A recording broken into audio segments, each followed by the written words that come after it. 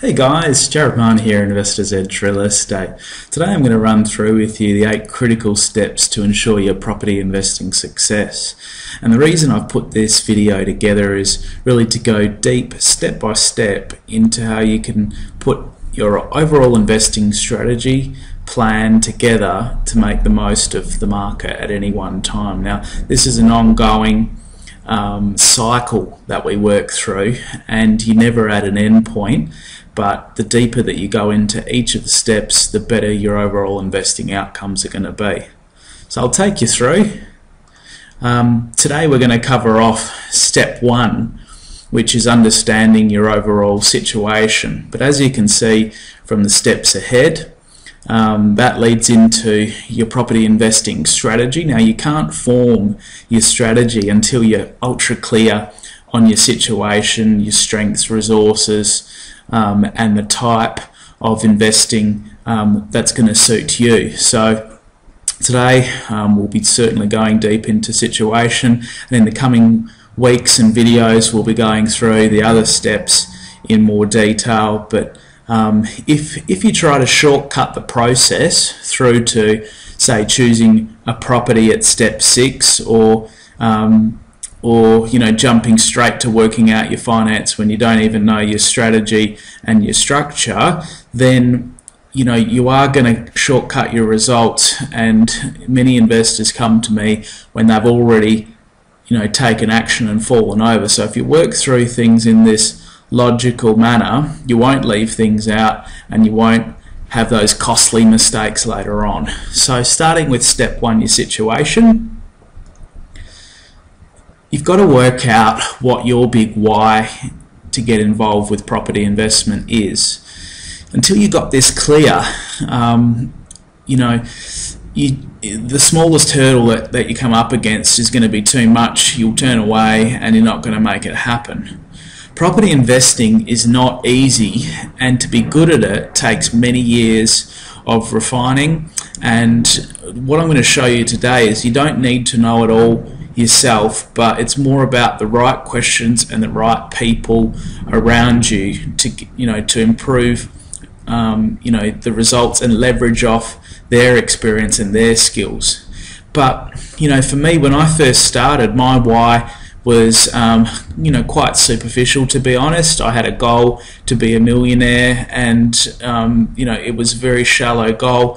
As I've grown and as my wealth's grown, it's become more about creating wealth for my family, to have time, to have the freedom to do things with them, and for me it's all about choice. And as that's evolved, I've really get a massive buzz out of helping other investors create that same choice, that same freedom for themselves, and that's what drives me as well. And you need to start thinking about your future.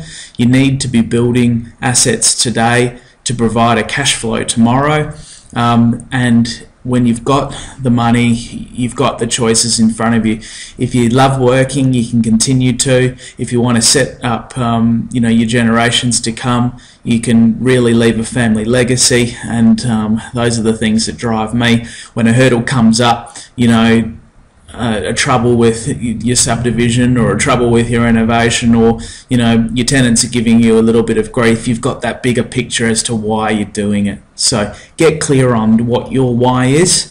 Jot some notes here right now. Think about it after watching this video, because the clearer you are, the world just goes about bringing the dollars forward to meet that why. So moving on, some interesting facts that are great to know is, when this is from the Australian Bureau of Statistics, when we had a population of 20 million, I think we're just over that now at 21 or 22 million, there was only 7% of that 20 million people that were residential investors. You can see at the top here, and of those residential investors, 75% of them owned one property. And going on from there, there was only 11% of those investors that had 2 to 4, and you see the numbers decrease drastically a very, very small percentage of the overall investors at 0.2% had 11 or more. Now, when you're coming up with your why, and depends how big your dreams are. If you want to completely replace your income, you're going to need more than one property. If you're going to want to provide for your retirement, to set yourself up with any measure of choice, you really need to be aiming 2 to 4 or 5 properties to have that nest egg, so that you can convert it over to income producing at a later date to provide that cash flow, so that you don't need to work. So it's just staggering to me that even though you need this many properties, the majority of people go out and just buy the single property. The 75% of people of residential investors do that, but that's really not going to get them by. It's better than nothing. Don't get me wrong, it's great to take action, but you really need to be aiming for more than just one to cut it. So moving on from there, the next part of understanding your situation is to develop some goals to keep you focused. And it's good to start with the bigger picture. What's your 5-year net worth goal? And you can also look at 10 years. Where do you want to be as far as net worth goes? And you can relate that through to the passive income that you need. And I consider passive income to be income that you don't have to do active work for.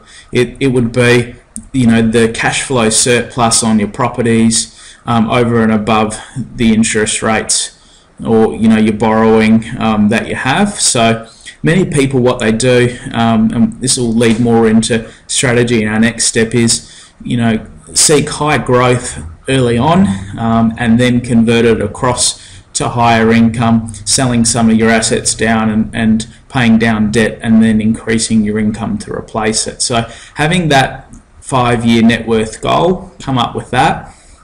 If it's to have a net worth of $1 million or $2 million, and then you can look at, okay, so based on that net worth, what is it realistic to get a return on with passive income? Say if you're able to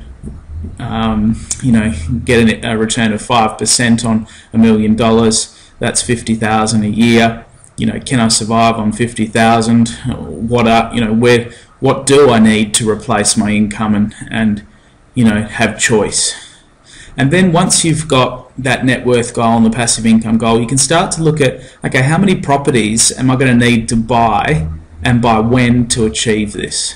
So if you need that $1 million net worth, you might need 5 properties with a 20% equity in each of them, and then you can convert it across to income in selling some and then seeking a lower risk income return. So it can be difficult when you're just setting goals at this high level to forget about the activities that you need to get there. And what I've always found useful is to set these activity goals, the yardsticks. It might be research, get clear on my situation, get clear on my strategy. Once we've determined our strategy, get clear on my structure. And if you set these activity goals, then you focus on the next thing in front of you, and before you know it, you've got those 5 properties. You've got your future secured. Next big part of understanding your situation is that we all have personal resources that are available to us. They're our strengths, and we also all have weaknesses. No one's strong in any one area. So a great exercise to go through is to look at each of the areas below on the screen and rate yourself from 1 to 10 as to where you're strong and where you're weak. When I first started out 10 years ago, I had absolutely no experience, no skills, a lot of available time, and a lot of available motivation. Now, you can get by with just about every one of these except motivation, but you may be able to find others that aren't as that are motivated to get involved, but still want to remain passive, you've just got to look at what your strengths are, what you bring to the table, and the clearer you understand that, the better you'll be in selecting the right investing strategy in the next step. So go through, rate yourself in each of those areas. How much time do you have? Do you have relevant skills that might lend yourself to investing? Have you done a few projects? Have you bought some investment properties before? Have you bought and sold a home? That's relevant experience that you can bring to the table. And then the other one there, network. Do you have a strong network? Do you have lots of contacts around you that can be worth more than all the others? Each of these is great if you've got them. The next part, we have strengths, but what do you actually enjoy doing? Now, just because you might have a big network doesn't mean that you like meeting people, that you like that side of things. You've got to go with the areas you enjoy, or that otherwise the moment you come up against a hurdle, you'll turn away from meeting that challenge. And none of us, you've got to look at investing as an extension of your life as well. It's no point doing something that you don't enjoy. Some people, for instance, are amazing at research. They will, put together all, be able to pull together all the sales from the market, what's currently for sale, plan stuff for the area, research with council. That's a fantastic strength in itself. Do you enjoy that sort of thing? Not for me personally. I can do it, but I don't absolutely love it. Then going down the list, are you great with your hands? Can you do handyman jobs and renovate and is that your real strength? Some people are fantastic at interior design and colours. Others shopping. I can't stand shopping. Negotiation. Well, that's one of my absolute favourite areas. Project time management. I've got negotiation in there twice. It's probably because I love it so much. Meeting people and networking, keeping a budget. So, which of these things do you actually enjoy? There will be others that you'll think of. You can look at this over time and continue to refine it. So for the areas that you're weak and don't enjoy doing, look to outsource those. Look to get someone that's an expert in those areas that absolutely loves it. And that way you're focusing on just the areas that you love, getting the best experience as well, and enjoying yourself translates through to making money.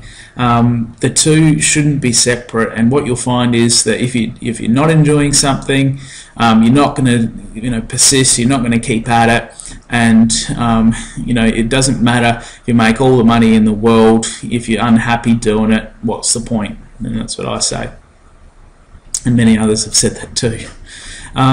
So leverage the skills and experience of others and build a team of people around you.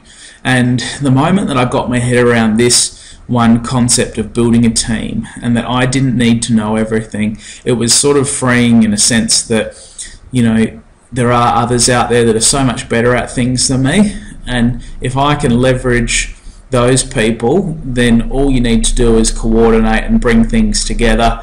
And get the experts to do it, and it's great to know that you don't have to spend decades and decades and decades learning every part to something. You can get started now if you use the right people. So you'll wait a very long time if you wait to know everything. Building your team. Now, when I first started, I didn't know who I even needed. But here's a great starting point for the people that you'll need, and obviously depending on the type of strategy you're going to use, you'll need different people as well. But the core group is a property savvy accountant, a legal advice. So you need a solicitor for various things. A settlement agent, well, any transaction you're going to need them for. A finance broker, a real estate agent, and if you're in the investing space, you need someone that fully understands, how to make money with property, and they're focused on investment we are one of the very unique agents out there that does get that.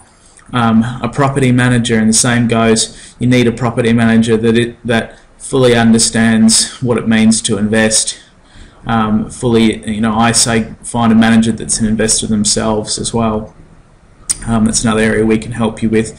A project manager, anything that's more complicated that involves a time frame and a budget. Definitely you need the services of a project manager, but just for your smaller projects you can take that role often.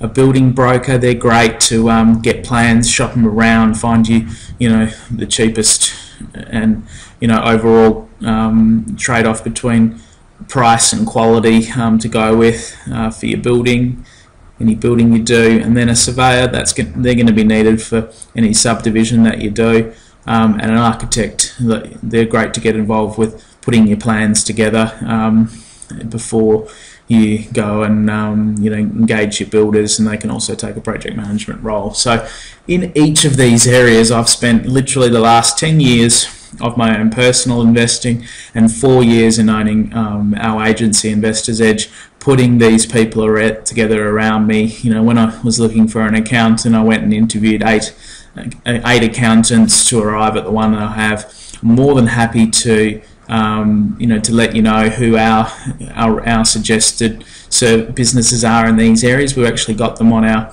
website under the resources section, business directory. You can check it out there to see who we can suggest. Also, feel free to drop me a line and I can let you know relevant to the specific project that you're doing. So after you've started to look at your weaknesses, your strengths, who you might need around you for a team, you can then look at your financial resources, and a great finance broker will help you work this through. We can certainly recommend one to you, and finance is one of the critical steps later on, but this is a preliminary look before you get into strategy at what your finance capacity is. But and this is your personal finance capacity. If you've got a partner, you'd also look at that as well. What deposit in cash do you have, and capital in equity do you have around that you could use to secure something, to purchase something. And if you're going to devote some of your weekly cash flow to investing, what amount is manageable? Now later on we'll talk about the rules that you can set for yourself, and I certainly focus on making something as close to neutral to positive cash flow from the start. But what is the amount that you could spare in your weekly cash flow if you needed to devote to your investing? So once you understand your own personal financial resources, you can look at what other financial resources you need to make your next purchase happen. And until you know what you've got and what you need, it's very difficult to do anything. So the other question I'd like to ask myself to get clearer on this is, what would you do if you actually had the money? This, until you can answer what you'd do if you had the money, it's very difficult to get the money if you don't have it. And we'll talk about getting clearer on what you do with the money if you had it in the next steps, the critical steps that we'll see in the coming videos. But just keep that question in mind as we move forward. So you've understood your financial resources that you have, and do get in touch with us if you need a finance broker to work that through. And then you can start to ask yourself, well, what would you need to make your next purchase happen, and what would you actually do if you had that money? So the next step is that if you're weak in any areas, you could look to combine your resources with others in a joint venture. But to make this work, you really do need to look through to this being, a serious business relationship with someone, and you need common goals. Otherwise it's going to fall apart before it's even gotten together. You need trust between each other. You need great communication, because everything's not gonna go perfect.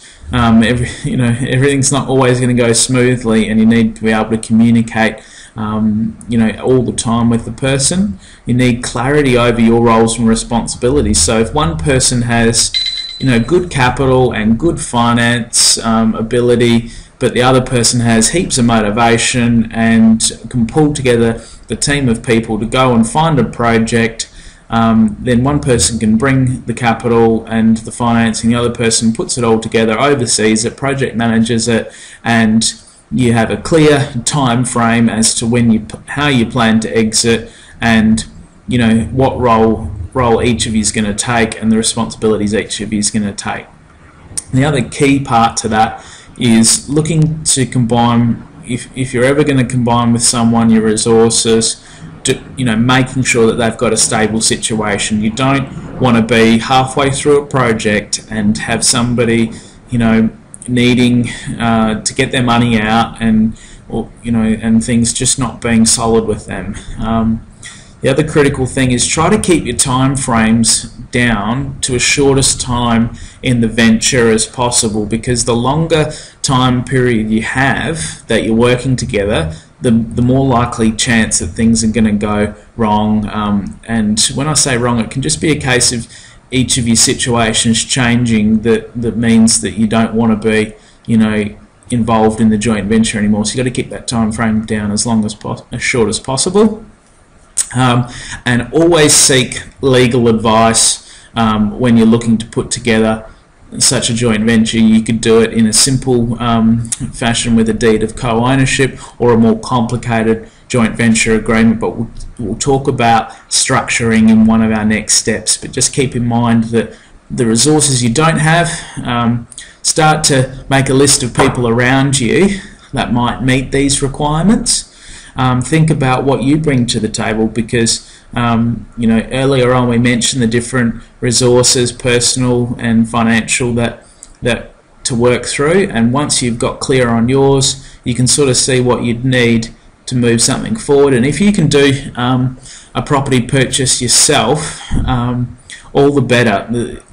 I'm all about simplicity, and if you can do it yourself, there's no other parties involved, and everything will just run a lot easier. So where possible, work by yourself, but also to date I've carried out and been involved in 13 joint ventures, so I'm no stranger to it.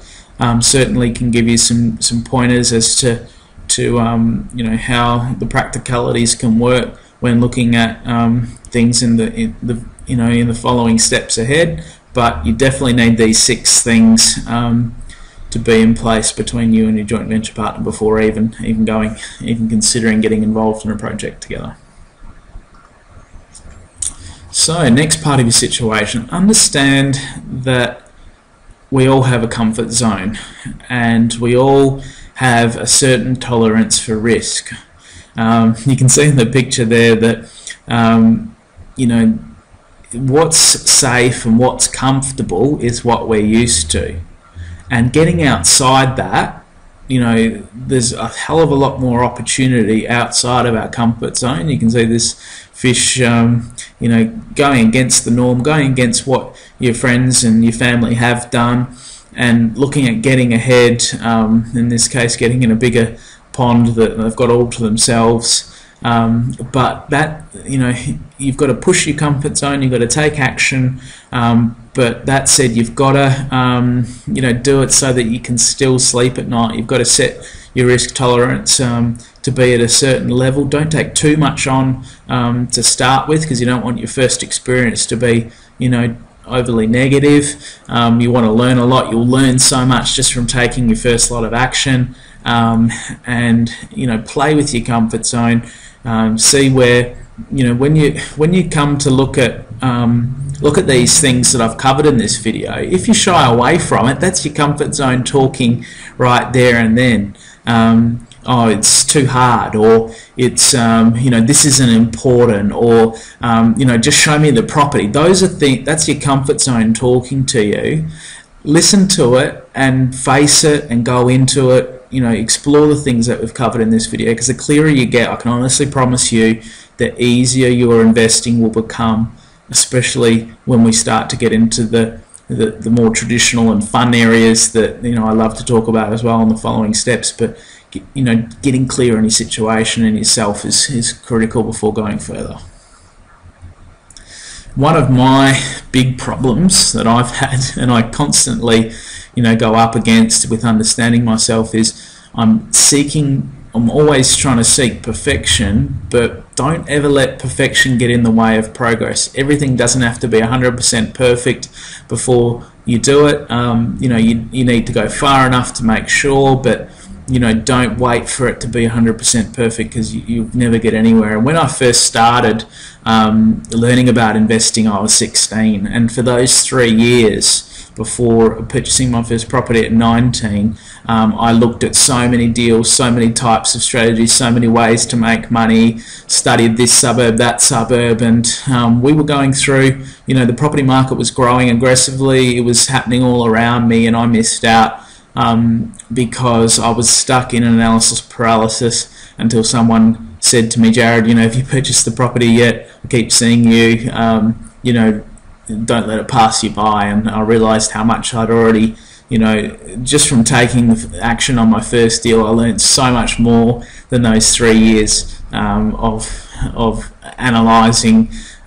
So choose, get the right people around you, do assess things, make sure that they fit with your goals and your situation, and that it's something that you'll enjoy, and then take action, because you'll learn the most from that. Analysis paralysis can be a lot like having a chain around you, and that's why I chucked that picture in there. It reminds me of just being stuck. Now, I have jumped over all these parts to situation quickly. Do go back and look over them. Do make some notes. But if you want, I do have this service that I can make available to watchers of this video. It's a one-on-one strategy session with me personally. In 30 to 60 minutes, I can help you gain clarity over your situation, over the next steps to investing success that I'm going to cover in the next video.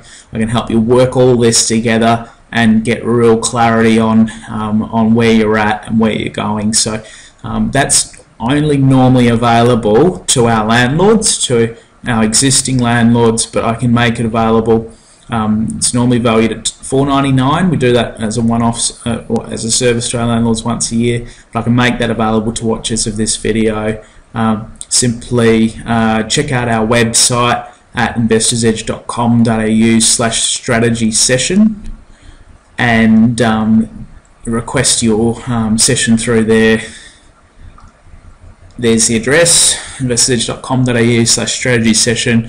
Pop in a request there. We'll be in touch with a fact find, which will help you gain more clarity over your situation. It's a great tool to work through. Our clients love working it through. And once we get the fact find back, then we'll book you in for a strategy session, and I'll help you get real super clarity on your situation and the next steps from there. So I hope you've enjoyed this video. Do look out for the next one, where we'll be getting into strategy. I'll be looking at all the pros and cons to every investing strategy, talking about what ones are most relevant for our market now, today, what our clients are using to make money in this market. Myself personally, what am I using? And we'll look at the fact that there is no perfect investing strategy, but understanding your situation, you can choose one that suits you and your goals. Okay, so I hope you got a lot out of today. I'm Jarrad Mahon, and I'll catch you in the next video.